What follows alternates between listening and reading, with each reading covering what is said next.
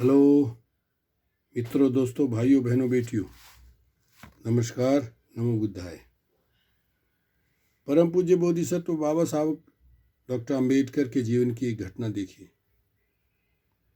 न्यायालय में उस दिन वकीलों की बड़ी संख्या में भीड़ जमा थी।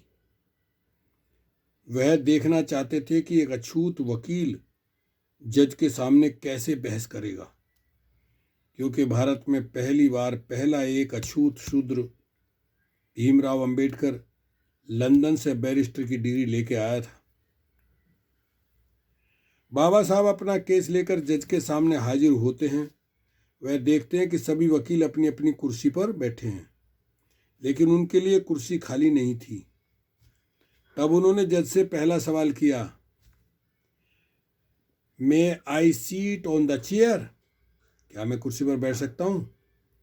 तो जज ने कहा, no, you have no right to seat on the chair. आप कुर्सी पर बैठने का अधिकार नहीं रखते हैं। उस समय तक अछूतों व पिछड़ों शूद्रों को कोई अधिकार नहीं था।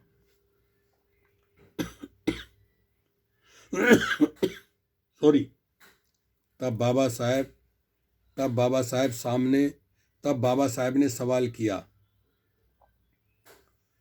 मे I sit on the earth? It is my right. क्या मैं जमीन पर बैठ सकता हूं? यह मेरा अधिकार है। तब जज ने कहा, आप जमीन पर बैठने का अधिकार रखते हैं, ये तुम्हारी है।